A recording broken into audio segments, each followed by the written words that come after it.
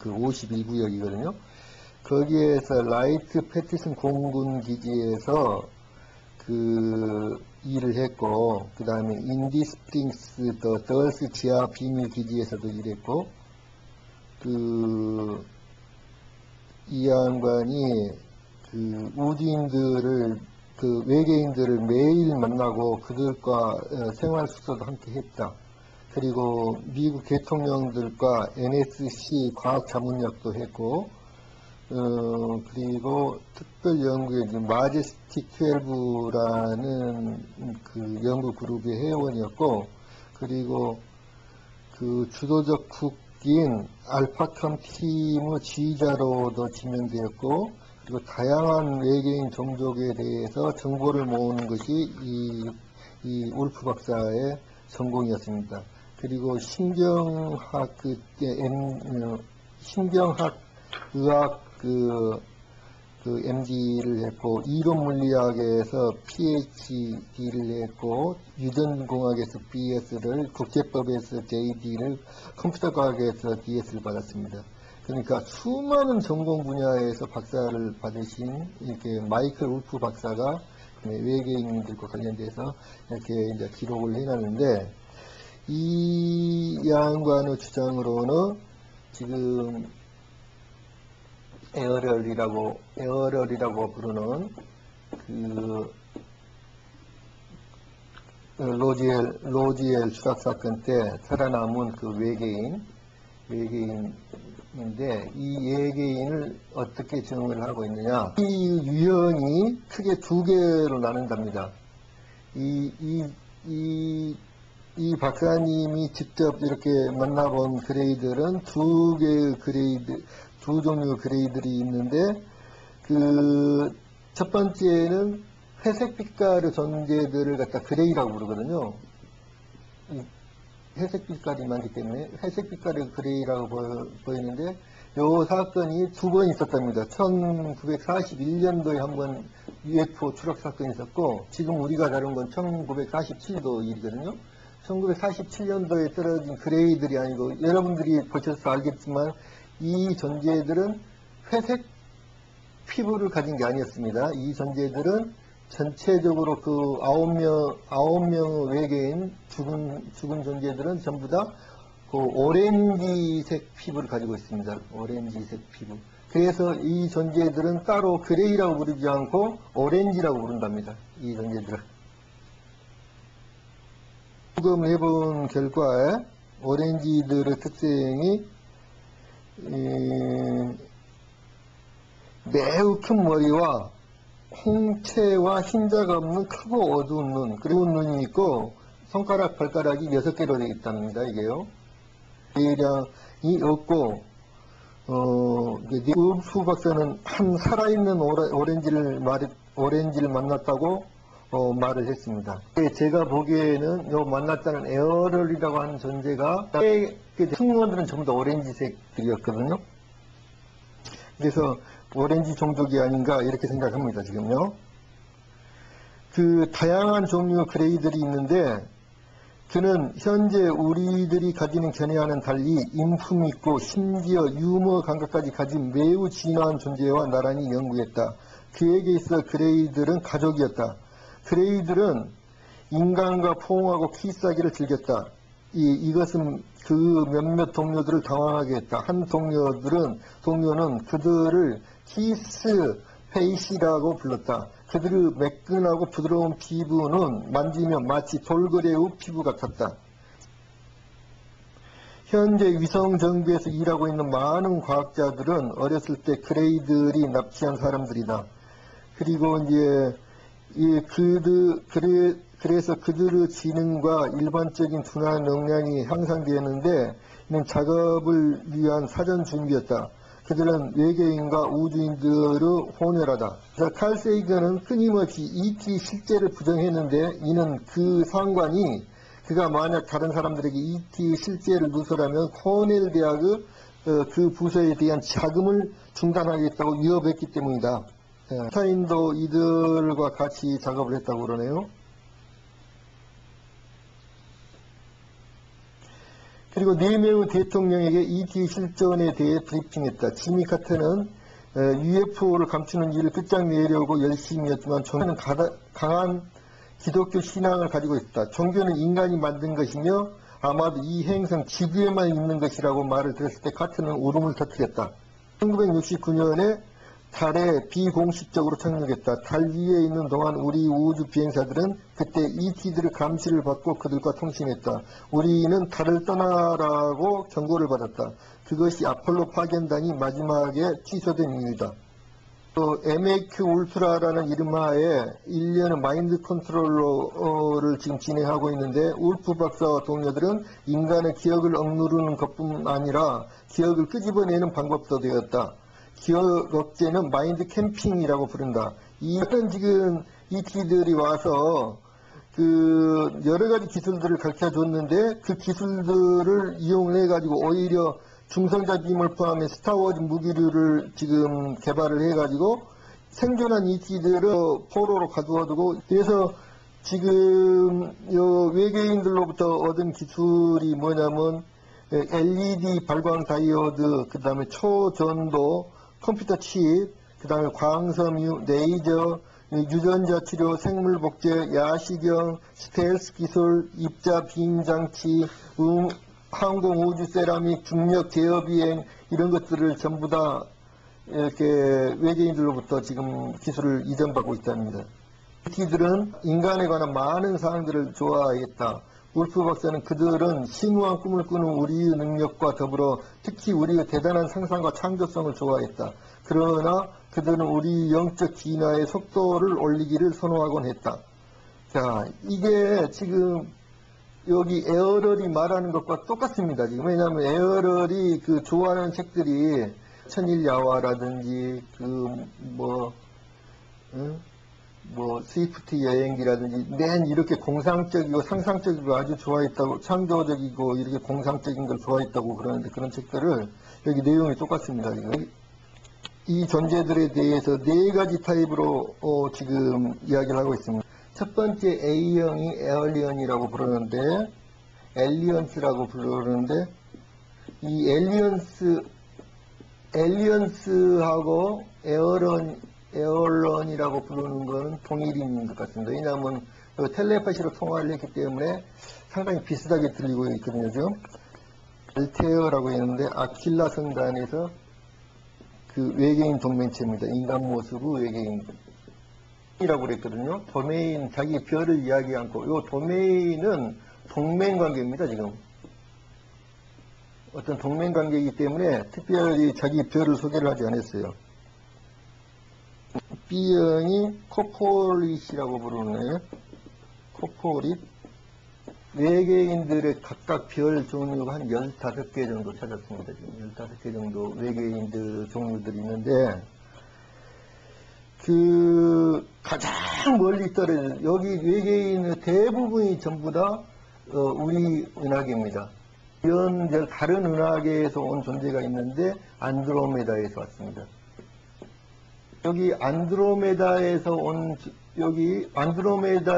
존재들을 오렌지 외계인이라고 부르는데, 요 에어럴이라고 하는 존재는 오렌지 외계인일 경우라고 생각을 합니다. 안드로메다에는 이제 2가지 지구 인종 타입으로 되어 있는데, 첫 번째 종류는 오딕 타입이 있는데, 여기는 지금 현재 서양인 타입입니다.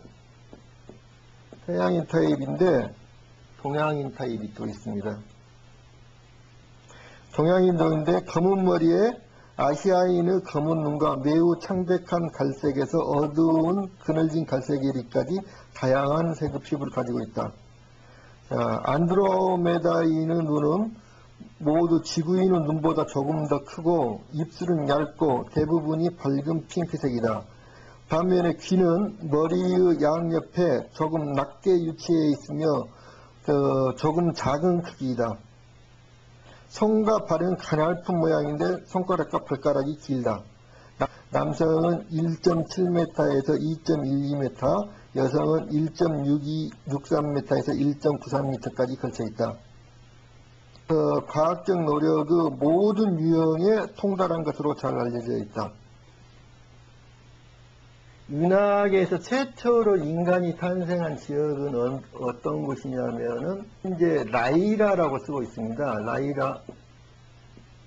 라이라라고도 읽고 이거를 두 가지로 읽는데 라이라라고도 있고 리라라고도 있습니다. 지금 여기는 한문으로는 비파라고도 쓰고 이거를 거문고라고 합니다. 우리.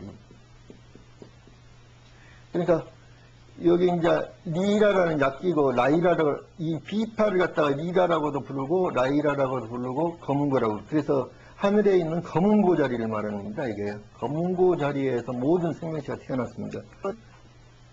우리 은하계가 있으면 은하계를 둘러싼 우리 우주 존재들이 에너지를 불어넣어 가지고 여기를 의도를 해 가지고 이걸 만든 겁니다. 그러니까 요거를 갖다가 우리가 창조주라고 부르는 거예요. 요 존재를 갖다가 우주신 자체가 우리 은하계가 포함된 이런 우주신들이 창조를. 그래서 이 과정을 에어럴이 알고 있습니다. 왜냐하면 우리 은하계보다 훨씬 먼저 생긴 존재입니다. 지금 안드로메다에서 온 존재들이. 그러니까 우리 은하계가 생명체가 처음으로 생기기 전부터 존재했던 존재들입니다. 이 존재들이. 그래서 자기네들이 창조주라고 부르고 있는 거예요. 자기들을요. 왜냐하면 이 존재를 발생시켰습니다. 그래서 요보다 더 큰 우주가 있기 때문에 요 큰 우주가 또 창조신입니다. 이렇게. 요 존재들이 이 존재를 만들었고 이 존재가 이런 존재를 만든 겁니다. 지금. 그런데 여기에서 이 종족들을 최초로 생긴 종족을 라이라 종족이라고 부릅니다. 그런데 이 요 종족이 생긴 거는 수조년 전에 생겼다고 그래요. 수조년. 이 라이라 종족이 처음에 생겼는데 이 종족들은 남성적 문명이었습니다.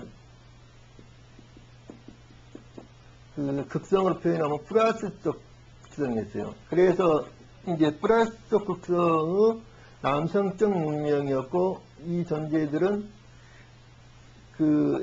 우리 라이라의 전사들이라는 거 한번 들어보셨을 거예요. 그래서 이 존재들은 굉장히 권위적이고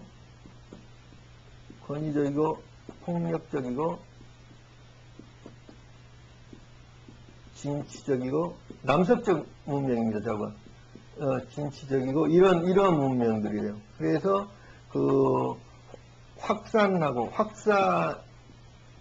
자기의 세력을 확산하고 그래서 온 우주 땅을 정복을 해가지고 그 땅들의 생명체들을 확산을 시킵니다. 이 존재들이. 그래서 지구인도 결국에는 뿌리가 이 라이라인들인데 이 문명에 대해서 반기를 든 문명들이 생기게 됩니다. 그 반기를 든 문명을 갖다가 베가 문명이라고 합니다.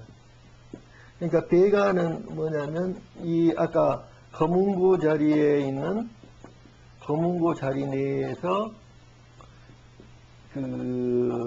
거문고 자리 내에서 알파성입니다. 이게 이제 가장 밝은 별이에요. 베가. 이 베가가 우리말로 하면 직녀성입니다. 직녀성. 수로 하면 우숙이에요.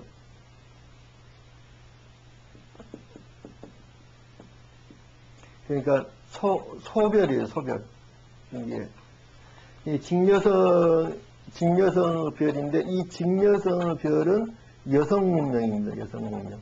체제에 대해서 전혀 적응을 못하고 이러한 체제에 대해서 아주 반기를 든 사람들이 여기에 가서 새로운 문명을 만듭니다. 그게 이제 여성 문명이에요. 그래서 여기는 이제 마이너스 문명이라고 합니다. 이걸 플러스 문명. 그래서 이렇게 플러스와 마이너스 양극성이 생깁니다.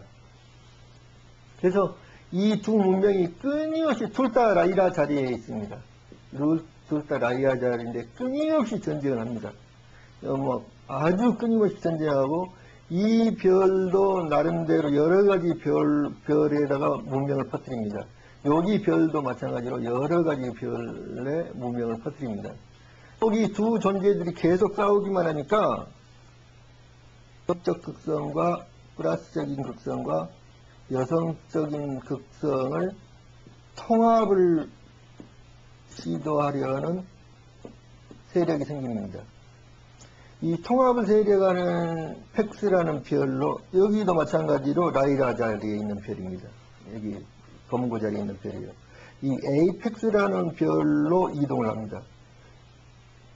이렇게 처음에는 무극이었다가 이렇게 태극을 변천을 했다가 나중에 이거를 3태극으로 이렇게 변하는 이런 과정과 똑같습니다. 지금 봄에 씨알에서 이파리가 분열을 합니다. 그래가지고 어마어마하게 분열을 해갖고 막 이렇게 이파리가 많이 달린 굉장히 큰 나무로 성장을 하는 거죠. 이렇게 나무로 성장을 해가지고 다시 통합을 길로 가는 겁니다. 이렇게 해가지고 나뭇잎이 다 떨어지고 결국에는 열매만 이렇게 맺는 통합의 길로 이렇게 열매들만 맺는 이렇게 통합의 길로 가는 길인데, 요게 이제 그 우주 원리라는 거죠, 이게요. 그래서 인간도 칼 융에 의하면, 융의 주장에 의하면 맨 꼭대기가 에고라는 게 있습니다. 그 다음에 두 번째 층에가 섀도우라는 게 있고요. 그 다음에 세 번째 층에가 아니마 아니무스라는 게 있습니다. 아니마 아니무스. 아니마 아니무스라는 게 있는데, 요게 뭐냐면 남성들 속에 있는 여성성을 말하는 거고 여성들 속에 있는 남성성을 말하는 겁니다. 분명히 원래 인간이라는 종이 그 은하계에서 처음에 생겨날 때, 인간이라는 종이 처음 생겨날 때 아까 양쪽 극성을 다 가지고 태어났습니다. 그런데 한쪽 극성을 어느 쪽 극성을 더 발달시키냐 문제 있는데, 이거를 통합을 과제를 가지고 있다는 거죠. 그런데 온 영혼들이 에이펙스라는 별로 들어가가지고 이 별이 통합적인 시도를 했는데, 그 라이라 출신하고 라이라 별과 베가 종족들이 합해서 만든 문명이거든요. 라이온 투이브, 흰 피부, 평화주의자, 정복주의자, 예술가, 음악가, 그리고 군인들. 우리 지구 종족과 비교해보더라도 지금의 지구만큼도 평화스럽게 공존할 수가 없었다. 우주에서 관찰된 바로는 혹성이 스스로 자신을 파괴한 것처럼 보였다. 그러나 지하에 몸을 숨겼던 생존자들은 엄연히 살아남았다. 핵폭발의 결과로 결국 그 혹성은 다른 차원으로 밀려 들어가게 되었다. 대격변 후에도 그들 혹성 표면에 남아있던 방사선 정도가 너무 높아 지하에 그대로 머물 수밖에 없었다. 이게 아까 에어리얼이라고 한 존재가 어떻게 해서 그 51 지역으로 오게 됐냐면 뉴멕시코 지역입니다. 뉴멕시코 지역에 오게 되냐면 요 51구역이라는 비행대가 51구역이라는 요 지역에 51구역 내가 509 폭격사단이 있습니다. 요 509 폭격사단에서 주로 하는 일이 아까와 같이 그 원자탄을 폭발을 하는 일을 합니다. 그래서 여기 그 뉴멕시코 지역에서도 원자탄을 폭파 실험을 했는데, 에이펙스에 살던 존재들은 자기네들이 핵전쟁으로 해가지고 완전히 멸망을 해버린 기억이기 때문에 굉장히 민감한 겁니다. 지금 핵에 대해서. 그래서 여기에 핵실험을 해가지고 방사능 수치라든지 이런 걸 조사하기 위해서 내려왔다가 순간적으로 번개를 맞는 바람에 그 운전 기능을 상실하고 추락을 했다고 그래요. 베타 레기리티 문명 시작은 그 에이펙스 혹성에서 시작이 되는데,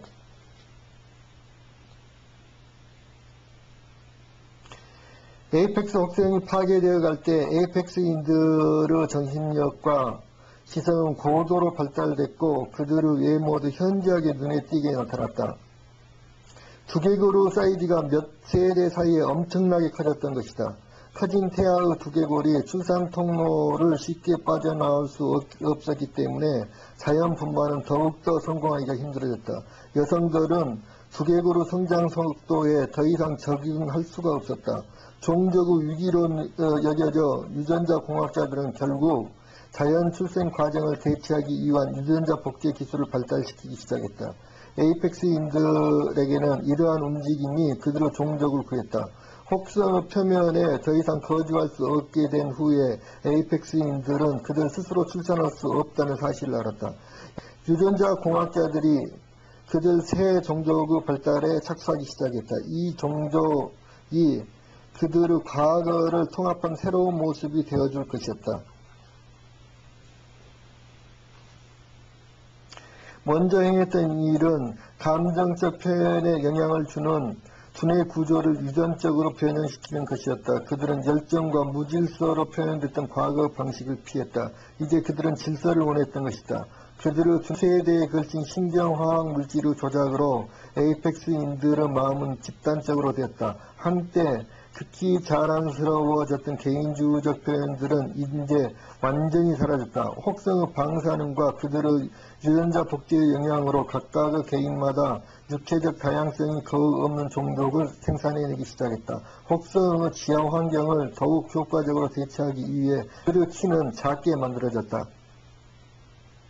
태양빛과 자외선이 없는 상황에 적응하도록 그들의 눈은 가시광선과는 다른 파장에 반응하기 시작했다. 그들의 눈동자는 그들의 눈 전체를 덮을 만큼 변형됐고 눈은 빛을 모을 수 있도록 바깥 공간을 확보하기 위해 더욱 커졌다. 신선한 음식을 섭취하지 못한 반응으로 그들의 몸은 특정한 빛을 자양등으로 흡수하는 데 적응하게 됐다. 그들의 피부는 지하 땅굴 속에서 빛의 근원에 굉장히 민감한 광열적이고 광발전적으로 변했다. 남아있는 식물들과 발광체의 지하 광물질들로 그들의 영양분을 보충했다. 그들의 몸 내부의 장기들 중 많은 것들, 위장계통과 생식기계통은 그래서 퇴화되기 시작했다. 그들이 겪어야 했던 변형은 그들의 존재의 모든 국면에 영향을 미쳤다. 바야흐로 새 문명이 떠오르기 시작했다.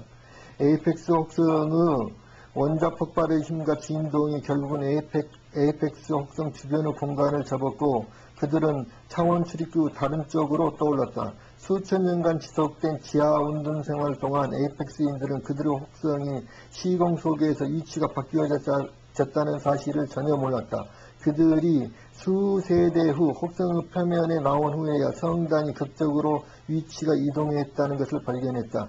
그때서야 그들은 그들의 행동 범위를 알게 됐다. 에이펙스 혹성의 위치가 우주 속에서 바뀌어졌던 것이다. 그 혹성은 이제까지 있었던 세계와는 비교해서는 차원적으로 약간 떨어져 존재했다. 이미 발생했던 일을 이해하고 이 지식을 이익이 되게끔 운용하기 위해 그들은 시간과 공간을 접을 수 있는 과학에 완전히 동달했다. 마침내 다시 한번 혹성의 표면으로 나오는 날 그들은 새로운 종족으로 변해 있었다. 불사조가 잿더미 속에서 일어나듯이 그들은 파괴로부터 변형을 이루어냈다.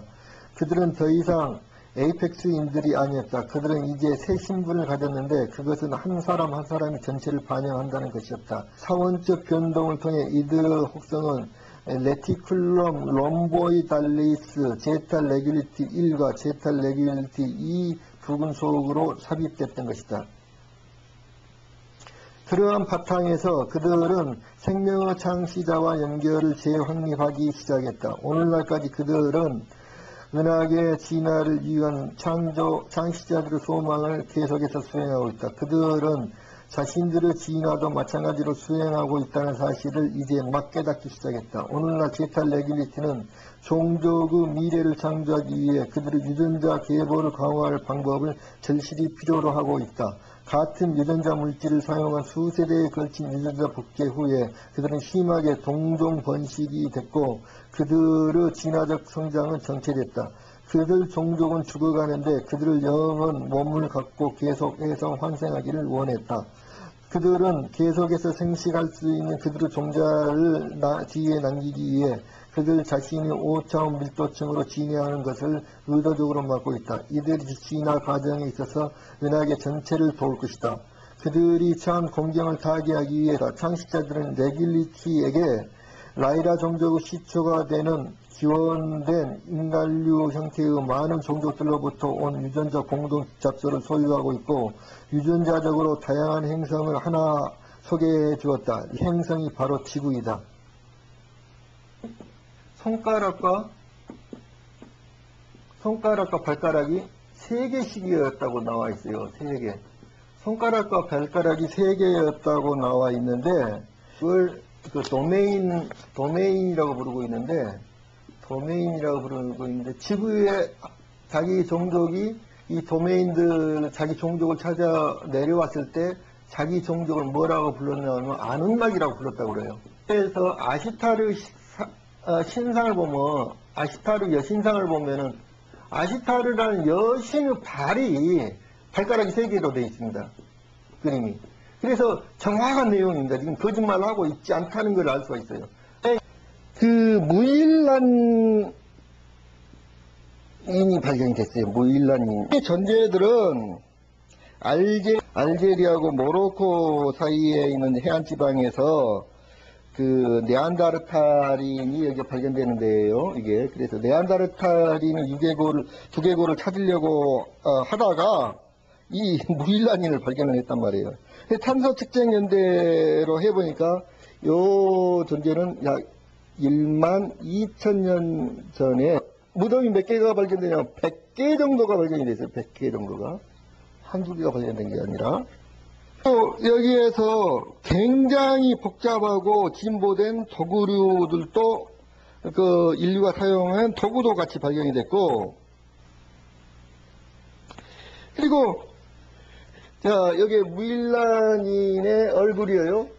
무일란인의 얼굴인데 얼굴이 현대인보다도 더 작아요. 두개골만 엄청 커요. 그래 뇌 용량이 얼마냐? 무일란인의 뇌 용량이 1850cc에서 2300cc예요. 2300cc.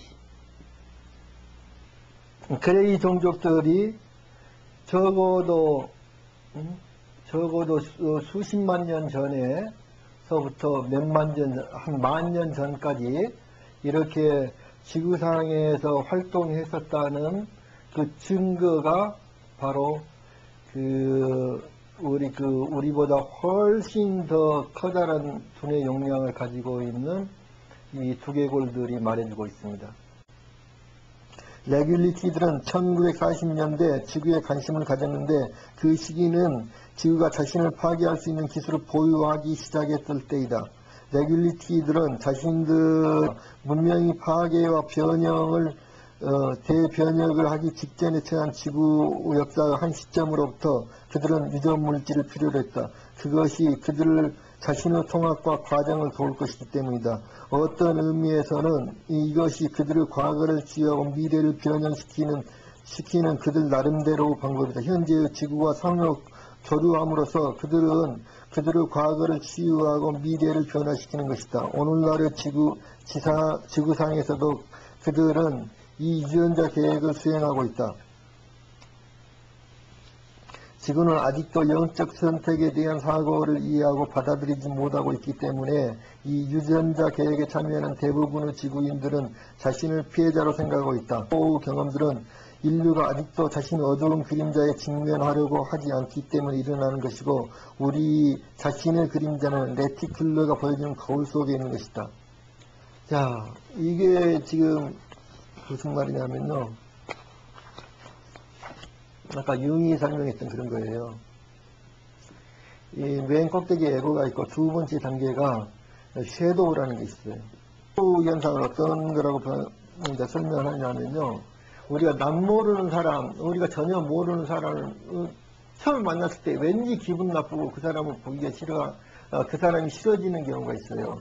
그거는 이제 섀도우 현상이라고 그러거든요. 그 그림자 현상인데 그게 뭐냐면 자기의 내면 속에 가지고 있는 나 자신의 부정적인 모습을 그 상대방에서 발견하고 있을 거예요. 했을 때예요. 그러니까 자기하고 너무 닮은 사람을 봤을 때 그런 겁니다. 자기가 왜냐하면 바로 우리 자신의 모습이었기 때문이라는 거죠. 그들은 인간으로부터 생물학적 정보를 찾을 뿐만 아니라 감정에 관한 배움도 역시 찾고 있다. 인간을 양육하는 능력은 이들 레티큘리에게는 매우 그 자체이다. 그들이 자신들의 신경화학적 구조를 변형하기 시작하면 다시 한번 그들도 자신의 자손들에게 모성애적 반응을 할 수 있게 될 것이다. 인간 여성들이 제타 레티큘리가 모성애적 생식적 본능을 새로 자각하도록 돕고 있는 것이다. 인류가 그들을 도울 뿐만 아니라 마찬가지로 그들도 지구를 위한 중요한 역할을 해주고 있다. 창시자들은 지구 인류가 여러 가지 수준에서 자신을 통합해야만 하고 그렇지 않으면 충돌을 갖고 오니 계속될 것이라는 걸 잘 알고 있다. 레티큘리는 우리에게 가장 근본적인 이상 중 하나이면서도 부정되어 온 통일을 인간에게 반영해주고 있다. 인간은 레티큘리에게 그들을 두렵게 하는 그들 자신의 개인성을 반영해주고 있다. 제타 레티큘리와 지구 인간의 통합된 기질을 보유하고 있는 새 혼혈종의 창조이다. 그들은 통일되고 또한 다양할 것이다. 그들은 유머가 풍부하고 그들의 감정에 일동적일 것이다. 무엇보다도 그들이 모든 것의 근원으로서 근원에게로 우리를 인도할 무조건적인 사랑을 전달하는 자가 될 것이다. 이 지하 잠적이 에이펙스 인드 다양한 당파를 만들어냈다. 그래서 이게 이제 온화한 당파가 있고 상당히 지금 부정적인 당파가 있습니다. 일루미티하고 공조를 하는 존재들이 있어요. 지금 일루미티하고 공조를 해가지고 여기에 그 엄청난 문명을 가르쳐주고 그 대신에 인간의 실험을 쓸 수 있도록 이렇게 하는 그런 그룹들이 있다고 합니다. 지금요. 그래서 이 존재들 때문에 전체적으로 지금 우리가 부정적인 이미지를 가지고 있다는 겁니다. 창조된 인간들은 떨어져 살다가 다른 별에 보내져서 떨어져 살 지구로 되돌려져서 이제 지구 안의 문명들과 다시 또 합해질 될 거라는 거죠. 그래서 1993년 말에 중단되었답니다. 85,000년 정도 되겠답니다. 이렇게 혼혈종들이. 에어러의 주장으로는 4억 5천만 년 전에 이 지구에 갑작스런 생명이 생겼다는 거예요. 지구에서 절대로 진화한 게 아니고 외계인에 관한 서적들, 외계인에 관한 자료들을 다 뒤져보면 그 진화론 엉터리라고 이야기를 하고 있습니다. It does not look human. We have acquired an EBE, an extraterrestrial biological entity. We're flying over to Europe soon to take some tissue samples and do some DNA testing. This was found in the Atacama Desert. We don't know how it came about. Here's a great view of the face and cheekbone, very complex. Now there is a fracture here, and behind this right ear is caved in, and that's how this ET being was killed. We have the best scientists in the U.S. What is this? That's a second alien.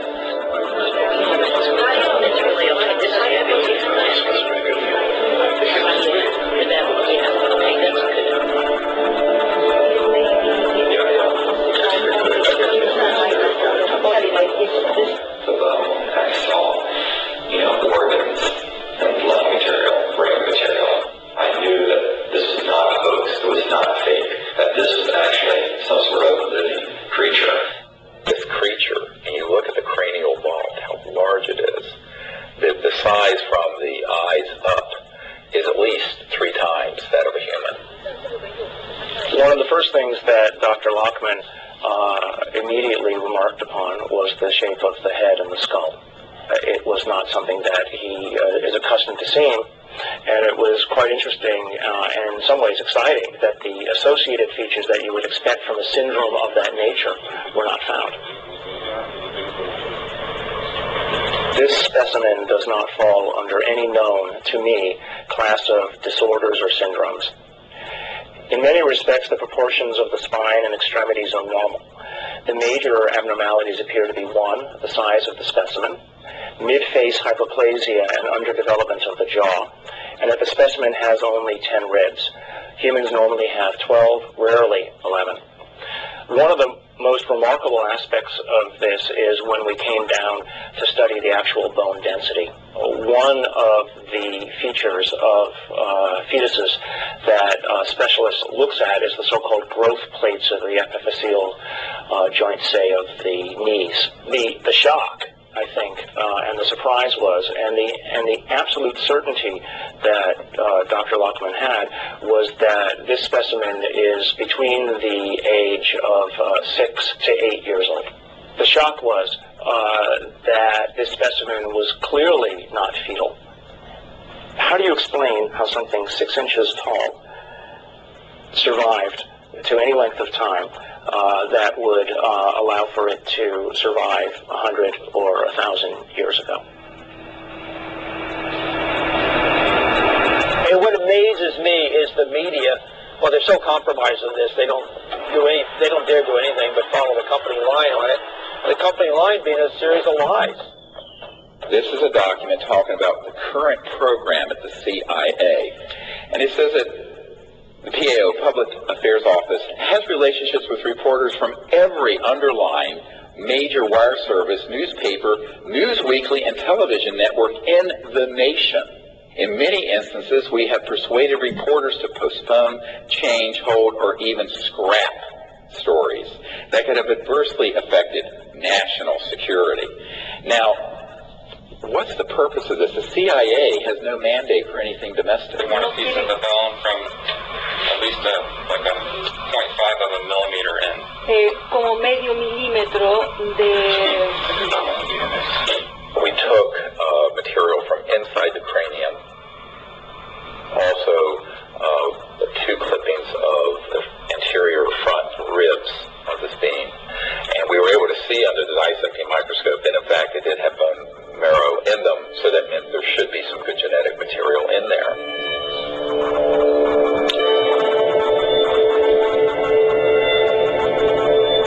Is being done by some of the world's best. But even the world's best need to be cross-checked, which is why I'm doing the 3 different facilities. Bone blood, it was a very small amount, just 100 miles. In fact, any DNA, which was isolated. And the actual shock for me was when I got the amount of DNA out of this sample. It was way above what I had originally expected. What you have on the left here is a so-called DNA ladder. This is the size standard. This one on the end is, in fact, my DNA, and it has an expected size distribution as well as some banding. And validating the original measurement is this analysis that basically shows that we have a nice distribution for the sample's DNA. Using what's called a genome browser, and it's more or less a schematic representation of the chromosomes, and at a very high level of resolution. So the sequence that we got from the mitochondria tells us with extremely high confidence that the mother was an indigenous Indian from the Chilean area, and the haplotype is called B2A. Now, the other thing that immediately fell out of the analysis is that it's male.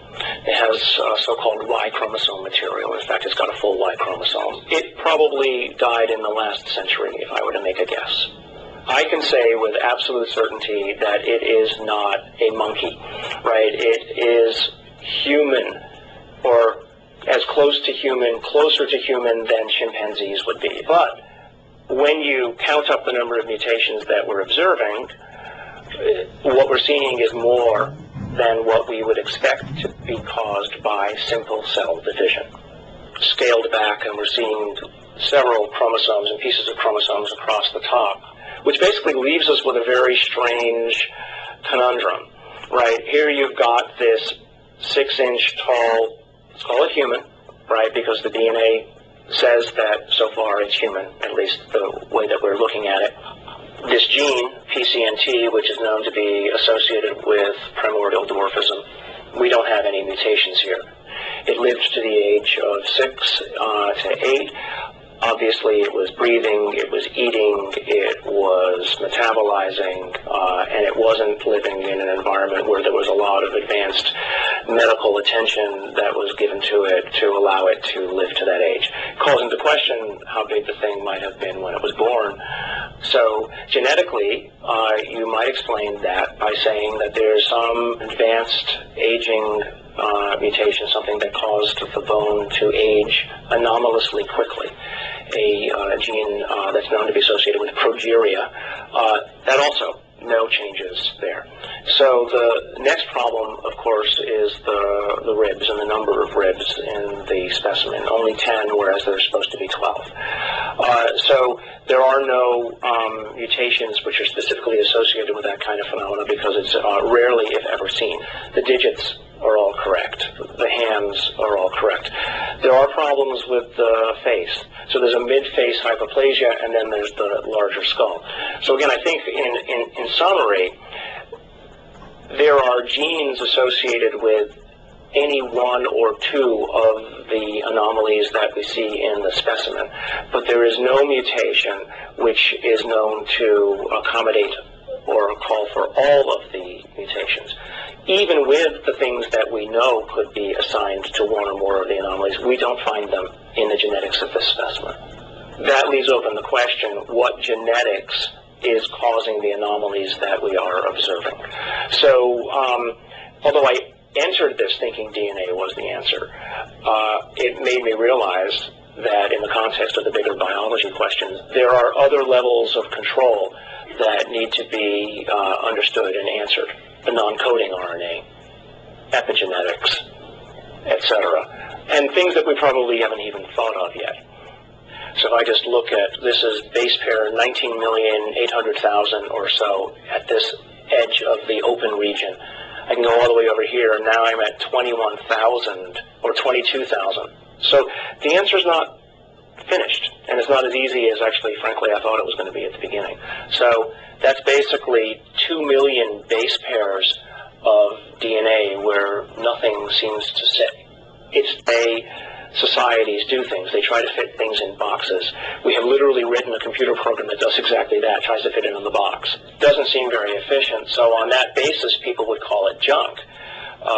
But I think we now know that there's any of a number of other features of what DNA is doing in there. It is expressed, and so we need to be careful, obviously, that we don't let our instincts or the programs that we write to match our instincts to say other things here. But I also don't want to open myself up for, attack. 동영상에서 보셨다시피 스티븐 그리어 박사는 지금 그 외계인에 대해서 뭐라고 말을 하냐면은 91%가 인간과 닮았답니다.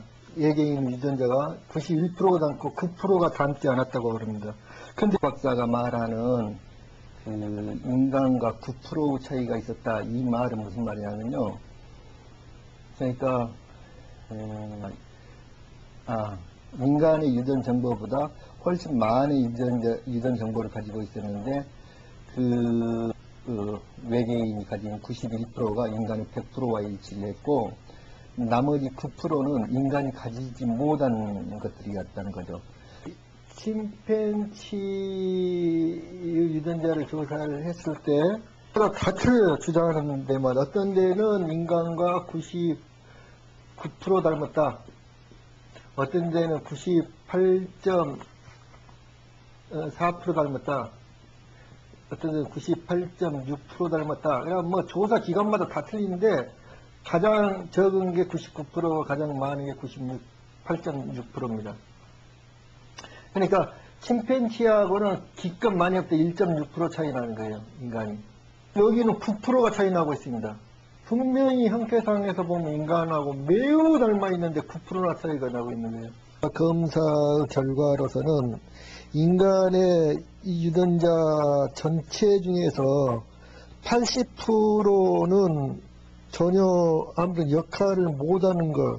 그러니까 쉽게 말하면 그 활성화되지 않은 비활성화된 유전자들입니다. 나머지 20%만 활성화된 걸로 그렇게 조사가 되어 있습니다. 그렇게 조사가 되어 있는데,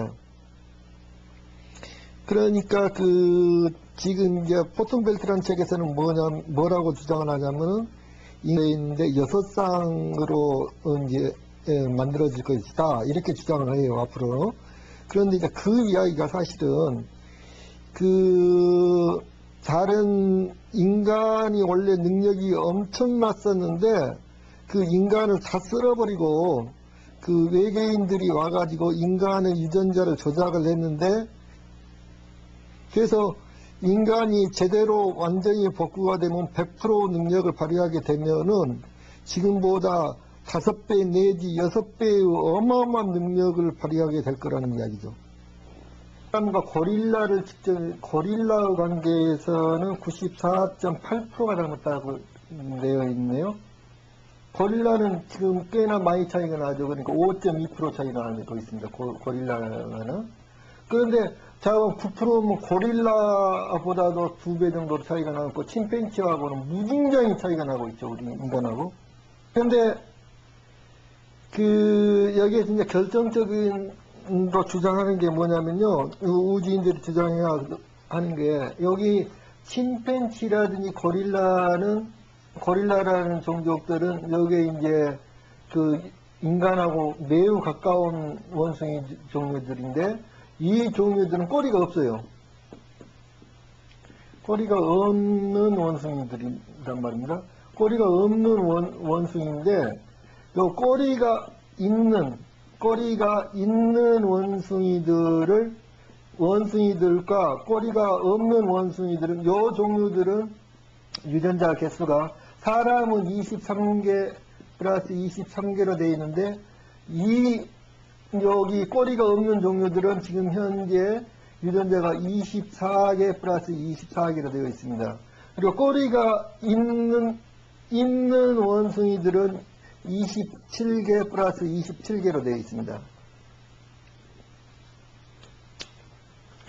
그런데 꼬리가 있는 종에서 꼬리가 없는 종으로 진화를 해왔다고 지금 현재 여기 진화론자들은, 지구의 진화론자들은 이렇게 진화를 해왔다고 주장을 합니다. 어떤 사람도 지구에서 이런 진화가 일어났다고 주장하지 않습니다. 모두 다 어떻게 이야기하냐면, 요 존재들이 이렇게 변한 거는 여기 우주인들이 와서 지구에 있는 종들을 이렇게 변화를 시켰답니다. 유전자 조작을 해가지고. 전부 다 이렇게 이야기를 하고 있어요. 이건 자연적으로 절대 일어날 수 있는 현상이 아닙니다. 유전자가 이렇게 변화할 수가 없어요. 그래서 결국에는 지금 인간도 아까 같이 이러한 종들을, 레티큘라라든 이러한 종들을 변화시켜서 만든 존재라는 거죠. 이 존재들이 전부 다 유전자를 조작을 해갖고 만들어 놓은 존재가 현재 인간이지, 절대로 여기 이 원숭이에서 발달된 종족이 아니라고 주장을 해요. 소, 말, 개, 돼지, 요 존재들은 소, 말, 개, 돼지의 유전자 지도가 완전히 완성이 됐습니다, 지금요. 근데 인간과 얼마만큼 닮았다는 이야기를 안 하고 있습니다, 지금. 근데 소하고 인간은 굉장히 가까운 종족입니다. 말도 마찬가지고, 개도 마찬가지고, 다 이게 아주 가까운 종족들입니다. 이 종족들이. 왜냐면, 우리 고구려 부족을 보면은, 마가, 우가, 저가, 구가, 양가예요, 양가. 그러니까, 말과 소와 돼지, 개, 양, 이런 순으로, 이렇게 우리 고구려 종족들이 이렇게 돼 있어요. 무슨 말이냐? 고구려뿐만 아니라 부여 종족도 이렇게 돼 있습니다. 이런 식으로 구성이 되어 있습니다. 이거 굉장히 인간과 가까운 종족들이에요. 심장병이 있다든지, 간이 나쁜다든지, 인간을, 다른 사람 간을 이식을 해야지 살 수 있다면은, 인간 간 대신에 동물의 간을 이식을 하려고 그래요. 그런데 인간과 이 동물을 체세포 복제를 해가지고, 여기에서 생산된 이 장기를 인간의 장기에다 붙이려는 걸 하고 있는데, 가장 많이 하고 있는 게 돼지예요. 그러니까 가장 닮은 종이 지금 돼지라고 밝혀졌어요. 원숭이가 만약에 원숭이로부터 인간이 나왔으면 원숭이에다 실험을 하지, 왜 원숭이에다 실험을 안 하냐 이거예요. 원숭이에다 실험하면 훨씬 더 간단할 거 아니에요. 원숭이로부터 많이 나왔으면은. 근데 왜 소나 말이나 개나 돼지에다 실험을 하느냐 이거예요. 요게 이제 세계인의 유전자 지도를 지금 그려놓은 거거든요. 근데 지금 현재 이 그림을 보면은 제가 봐서는 도무지 분석을 할 수가 없어요. 이게 일본과 한국, 중국은 약간 비슷하게 보이긴 하지만은, 근데 지금 이거는 이제 당국대 생물학과의 김욱 인류 유전학에 여기가 연구를 하셨는데, 그리고 한민족 유전학 기원을 연구한 이홍주 씨는 동남아시아를 통해서 25%가 들어왔고 시베리아에서 75%가 들어왔다는데 무엇을 근거로 해서 이렇게 하는지 모르겠어요. 이 기도를 한번 자세히 보세요. 저는 도무지 뭘 가지고 이런 이야기를 하는지 정말 모르겠고, 최근 덕을 비롯한 중국 학자들도 Y 염색체 연구를 통해 O형으로 명명한 유전형이 중국의 북부와 서부에 주로 분포하고 중앙아시아, 시베리아, 유럽에서 흔히 발견되는 LP형과 밀접하다는 사실을 발견했다. 이렇게 이야기를 하고, 또 이거를 통해 가지고 또 그 그림을 그려놨어요. 중국 쪽이 여기 지금 다음번 그림입니다. 중국인들이 어떻게 형성됐는지. 그래서 지금 현재 유전자 뜻대로 해석을 하는 거예요. 학자들마다 해석하는 게 다 틀리고, 프로테지가 0.1%만 해도 어마어마한 차이인데요. 뭐 몇 프로씩 차이가 나고, 이거 엉망진창입니다, 지금 현재요. 근데 그거 가지고 이 인류가 원숭이로부터 발달됐다고 주장을 하니 말도 안 되는 소리들을 하고 있어요, 지금. 포메이토라는 거 아세요? 그러니까 토마토하고 감자를 접합을 시켜가지고 땅부에서는 토마토가 열리고 땅속에서는 감자가 열리는 거죠. 그게 감자하고 토마토하고 수도 없이 같이 비슷한 지역에 심어놓은 게 얼마든지 많고 있는데 왜 수많은 세월 동안에 그런 종이 안 생겼느냐 그거죠. 식물에서도 보면. 그러니까 그런 그게 자연 상태에서는 절대로 벌어질 수 없는 일이라는 거죠. 그래서 이 종이 한 종 내에서는, 예를 들면 개 종류 내에서는 같은 개 종류끼리는 서로 교접을 해가지고 그 사이에 중간에 이제 다른 잡종들이 많이 생길 수가 있어갖고 개 종류만 해도 뭐 수천 종에 이르고 있는데, 그런 것들은 종에 있어서 그런 이렇게 변화는 얼마든지 가능한데, 어떠한 종이 새로운 종으로 변이는 절대로 불가능하다는 거죠. 유전자 현재 자연 진화 단계에서는 종이 다른 종으로 변하는 건 절대로 불가능한 거예요. 밝혀진 적이 없어요, 자연종이. 또 그런 진화론을 주장하고 있으니 정말 개탄할 노릇입니다. 나라는 존재가 있는데 할아버지가 있고 큰아버지가 있고 아버지가 있습니다. 근데 나라는 존재가 아버지가 내 친아버지인지 요분이 할아버지가 친아버지인지 요 두 분은 이미 돌아가셔서 오래전에 돌아가시고 없어요. 지금 현재 살아계신 분은 아버지밖에 없는데 아버지하고 내가 진짜 내가 친아버지가 맞는지 그거를 확인할 방법이 있느냐? 그래서 유전자 검사를 했습니다. 실제로 했어요.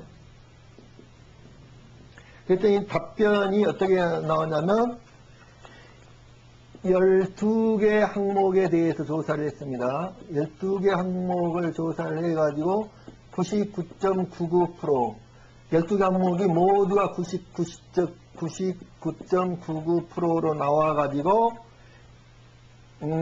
동일인이다. 맞다. 여기 아버지하고 나는 당신은 여기 당신 지금 현재 아버지하고 요 살아있는 아버지하고 당신은 친자 관계가 틀림없다. 99.99% 똑같다. 이렇게 답변이 왔습니다. 근데 너무 의심스러워 가지고 제가 교보문고를 갔습니다. 교보문고를 가가지고 여기 유전자 이게 가계도에 대한 책을 다 뒤져봤어요. 여기 그것이 찾을 수 있다고 주장하는 부분이 50% 사람들이 있고, 그거를 절대로 확인할 수 없다고 주장하는 사람들이 50%가 됐습니다. 그래서 여기 제가 세 군데 전화를 했을 때 맨 첫 번째 그 사람들이 물어보는 게 뭐냐면, 이런 경우에 내가 근데 용도가 뭐냐 이걸 물어보더라고요. 법원에 제출할 거냐, 친자 확인용으로 법원 제출용이냐 이걸 물어보더라고요. 그렇다고 대답하니까 전부 다 자기는 할 수 없다고 대답을 했어요. 그래서 내가 세 번째 때는 법원의 제출용이 아니다라고 대답했더니 이 사람이 무조건 가능하다 대답을 했어요. 99.9998% 이상일 경우에 본인이라고 인정합니다. 그런데 측정치는 99.99라고 나옵니다. 그러니까 무슨 말이냐면, 지금 단일 유전자 변이라고 해갖고 SNP라는 게 있어요. 지금 여기 인간 유전자가 30억 개 정도 된답니다. 30억 개. 30억 개를 다 조사를 해가지고 만드는데 십몇 년이 걸렸어요. 수없이 많은 사람들이 참가를 해가지고 이거를. 그러니까 어마어마한 돈이 들어간 겁니다. 근데 여기 SNP라는 게 지금 1000개당 유전자 1000개당 한 개씩 변이를 있는 것들이 개인적인 특징을 가지고 있는 것들이 한 개씩 있는데, 요게 변이를 일으킬 확률이 0.1%도 안 된다는 거예요. 0.1%. 이게 한 개당 변형을 일으킬 확률이 0.1%도 안 된다는 거예요. 지금요. 유전자 변이 속도가 지극히 조금씩 변형된다는 거예요. 아주 적은 분이, 그러니까 전체 중에서 유전자가 변이되는 부분은 아주 그 조그만 부분에 한정되어 있고요. 그것조차도 아주 조금씩 변이 된다는 거예요. 그런데 이제 크로마뇽인 같은 경우는 몇만 년 동안에 우리가 이 4만 년 동안에도 전혀 이렇게 유전자 변이가 거의 일어나고 있지 않다는 거예요. 그러니까 일어난 부위는 아주 한정되어 있다는 거죠. 그 부위에서만 계속 일어나고 있다는 거예요. 그래서 우리가 그 지금 현재 유전자 검사 결과로서 이렇게 보면은 우리가 절대로 원숭이로부터 진화한 종족이 아니라는 겁니다. 복제 개나든지 지금 복제 양뿐만 아니라 복제 개도 많이 있습니다. 복제 개. 그러면 복제 개라는 거는, 자, 개가 3마리가 있습니다. 예를 들면 이렇게 개가 이제 3마리가 있는데, 개가 3마리가 있는데 이 똑같은 그걸로 복제를 했는데, 똑같은 여기 유전자로 복제를 했는데, 유전자로 복제를 했기 때문에 동일한 유전자뿐만 아니라 동일한 엄마의 걸로 복제를 했다면은, 난자를 사용해서 동일한 엄마의 난자 걸로 사용을 했다면, 요 개들은 하여튼 미토콘드리아뿐만 아니라 염색체가 완벽히 동일해요. 염색체가 완벽하게 동일한 건데, 얘들 개체들마다 수명이 다 달라요. 수명이 빨리 죽는 놈도 있고 늦게 죽는 놈도 있습니다. 지금요.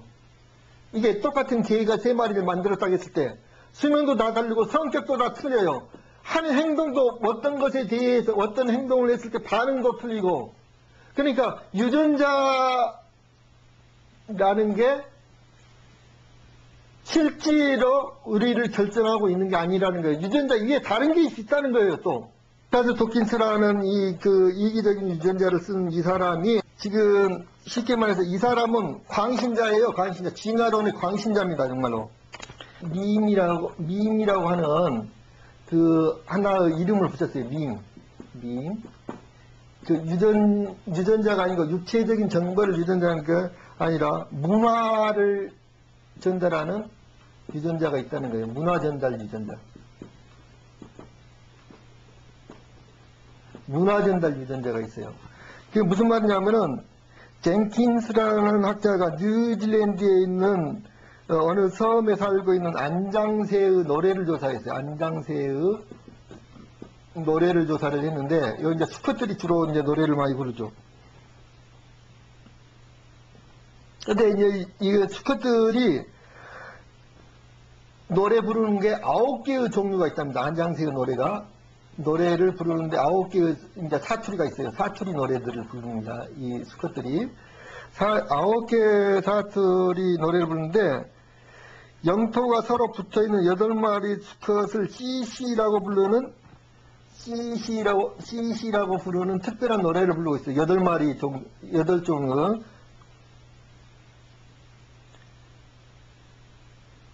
그래가지고 또 하나 사투리는 전혀 다른 노래를 부르고 있어요. 이 CC와는 다른 노래를 부르고 있었어요. 전혀 다른 노래. 그래서 여기에 이제 여기 아비새와 분리를 시켜가지고 다른 데서 알을 부화를 시켜놓으면은 얘가 전혀 다른 노래를 부르는 거예요. 요 아비새가 부르는 노래를 부르는 게 아니라 환경에 따라서 다른 노래를 부른다는 거예요. 성질로 얘는 우리가 지금 유전자로 유전되는 것 말고 다른 유전 물질이 있다는 거예요, 지금. 뭔가가 다른 유전 물질이 있다는 거예요. 그 다른 물질을 밈이라고 불렀는데, 이게 바로 무슨 말을 하고 있느냐면은, 그 육체에 저장된 정보는 별거 아니라는 거예요, 제가. 우리는 영혼의 존재이기 때문에 육체에 저장된 저장 정보는 별게 아니라는 거예요. 에어럴이라고 하는 존재가 만약에 에어럴의 뇌도 있는데, 자, 에어럴의 뇌가 있었단 말이에요. 뇌도 있어요, 분명히. 정기적 몸을 가지고 있다 그랬어요. 정기적인 몸을, 에어럴이 몸이. 그래서 전기 신호로 뭘 하는데, 인간은 뇌에다가 이런 형식으로 저장하지 않았다는 게 뭐냐면, 이게 몸 자체가 전기 신호로 돼 있고, 지금 현재 우리가 신경이라는 것도 전부 다 전기 신호로 돼 있는 거예요. 뇌도 전기 신호로 돼 있고, 그런데 그 에어럴이라고 하는 존재가 이렇게 전기 신호적인, 지금 현재 인간과 같은 전기 신호적인 이러한 육체를 가지고 있었다는 거예요. 그런데 엄청난 전기 충격으로 해가지고 이거를 죽이거든요.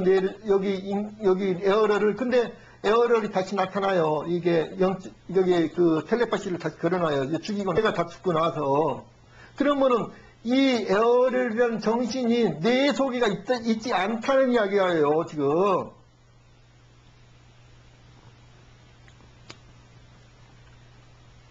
사람들이 와가지고 세뇌 교육을 너무 많이 받은 사람들이 와가지고 그냥 막 개새끼 서새끼 하면서 욕 써놓고 뭐라고 미친놈이라고 욕을 써놓고 자꾸 그래요. 그래서 지금 게시판도 전부 다 모수석에 통제를 해놓고 그런 상황입니다. 그래서 왜 그런 사람들도 한 명도 우리가 놓치고 갈 수가 없느냐면요, 우리 존재들이 전체가 연결되어 있기 때문에 그런 거예요. 모든 존재가 동시에 상승하지 않으면 우리 존재가 상승할 수 없기 때문에 그 사람들을 어떻게든지 설득을 하려고 하는 겁니다, 지금은.